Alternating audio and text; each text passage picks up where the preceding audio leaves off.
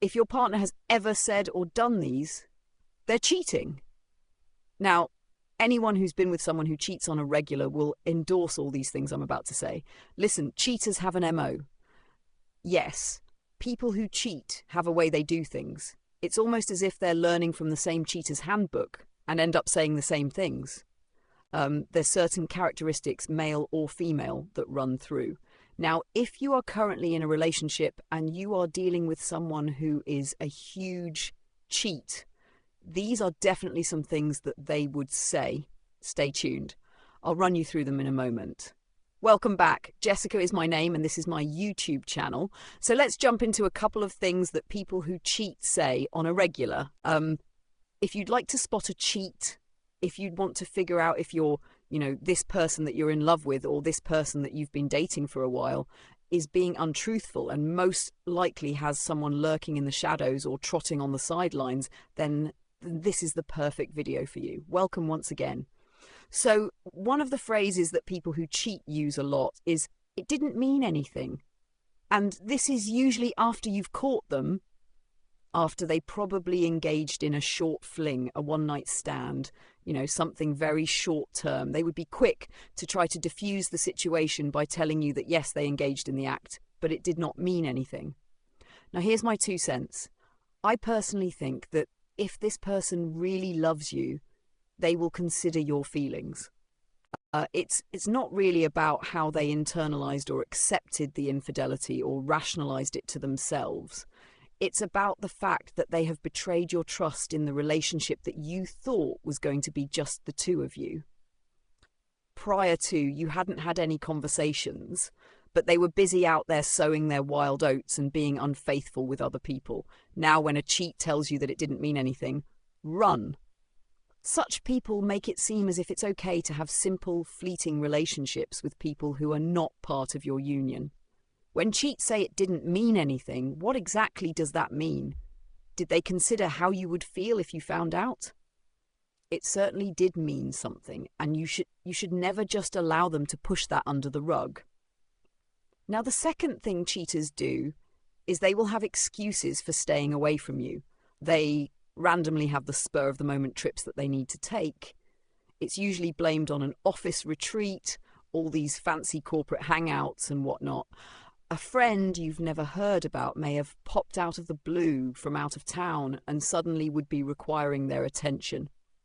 Now, there's nothing wrong if this happens every once in a while, but if you begin to see a pattern, if you begin to realize that every Friday night at a certain time they're unavailable because they're supposedly engaged in this other thing that's supposed to be taking their time, I'm saying don't jump to conclusions straight away that they're cheating. But however, make sure that you know for sure or you get to the bottom of whatever it is they want you to believe. Are they the business owner? Can they never give an excuse for the reason why they cannot be at whatever function? Better yet, why can't they take you along to this all-important thing? Yes, I know maybe some work getaways would not allow you to come with partners. However, there are also some that do. I'm saying do your homework well because this is something that you would hear them do or see them do every single time. Number 3, most people who cheat will play the friendship card. What does that look like?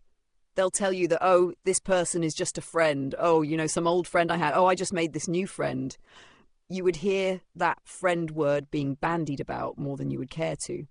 Now, a lot of people who cheat have the proclivity to label inappropriate relationships under the friendship tag. Declaring a friendship as platonic is usually one way to easily get you to chill or not kick up a fuss just because they're on the phone with this person or hanging out with this person a bit too much. Meanwhile, deep down, they know that it's deeper than that. Now, the friendship card is usually thrown or used when there's something deeper going on. Shine your eye, as my Nigerians would say. People who cheat will gaslight you. Now, just in case you haven't heard of gaslighting, the dictionary defines it as to manipulate someone by psychological means into questioning their own sanity. Now get this, Gaslighting happens when the perpetrator tries to control the victim by twisting their sense of reality. A typical example would be a partner doing something abusive and then pretending that it never happened or denying that it ever happened. Gaslighters also try to convince their partners that they're mentally unfit or too sensitive. Now, the person who's cheating has one goal in this instance. It's to make you feel insecure, question yourself, and cease to question them or pursue answers that address your concerns. Be smart, and you'll detect a gaslighter miles away. Now, another thing people who cheat try to do is to shift blame. You caught them cheating, and the first thing they do is tell you that, well, it was your fault, because maybe you're not providing a certain need that they want. They may or may not have discussed this with you in the past, but they're always quick to make you feel as if you are the reason for their behaviour. I'm here to tell you today that if there's someone who is cheating on you and they're trying to blame it on you, shake that off, because you can never control an adult person. Neither can you tell them how to behave when they're faced with situations. It's a matter of decision making. If they took the wrong decision and sought out an option that best suited them at the time by going over to cheat, they can never put that at your doorstep. It was their decision and they need to take responsibility for it. Now, before I go any further, I need to give a special shout out to my sponsor for today, and that is Passion Air. It's a Ghanaian airline that commutes from one Ghanaian city to the next for tourists, for business people, and just for anyone who needs to, get to your destination fast, affordably, and conveniently enough. Passion Air is the airline I would recommend, and so log on to their website, book a ticket today, and you'll have absolutely no regrets. Back to the video. Another thing cheaters like to do is to deny fault. Honey got me. Now, she got me red-handed in here with a girl next door. Picture this. We were both banging on the bathroom floor. Yeah, it's like pop culture has made it a thing where if basically you're not caught red-handed, you can deny it from here to Jericho, and no one can challenge you. It's like provide evidence or shut up. Now, the first instinct of most cheats is to deny accusations. It doesn't mean that they're innocent. It just means that you'll have to take the longer route to prove their guilt. Now, one thing that a lot of cheats do as well is to play with semantics. So, for instance, you could say, I caught you cheating. I know you're cheating on me. They would say, I'm not having sex with anybody. Yes, they're not having sex with anybody, but cheating means different things to different people. You see, there are different types of cheating. There's physical cheating where you're jumping in their bed, emotional, you're fantasizing about them, you're sending them sexually suggestive messages that would make your partner uncomfortable if they find it. That is all cheating. The fact that you haven't gone up and slid into his or her bed doesn't absolve you from the cheating tag. I believe that the moment people begin to accept that things will become a lot more clearer when it comes to relationship do's and don'ts. Some people think the only time it's cheating is if you actually go on to have sex or you have any physical touch with the person. You see, that's difference between men and women. A lot of men do the physical thing. Women do more of the emotional cheating. Say a work colleague will be sending her inappropriate messages, flirting with her. She loves the attention and she's taking it back. That's all cheating. And if you disagree, please put it in the comments below. Let's have a healthy banter on this. But I feel that too many people try to get away with illegally investing their emotions elsewhere, apart from the partner they're in a committed relationship with. Another thing is, cheaters are usually quick to blame technology. How many times have you tried to breach him or her on a certain time of the week or at a certain time of the week, and their phone is always off or unreachable? For some reason, their messages never deliver at a certain time of day. It's not coincidence. They do not live in a bad network area. It just so happens to be the case. They would blame it on technology. My battery died. I had no data. I ran out of credit. Listen, people come up with some of the most ridiculous things and blame it all on technology. Cheats use these kinds of technological limitations to try to get ahead of their partners. Don't fall for it.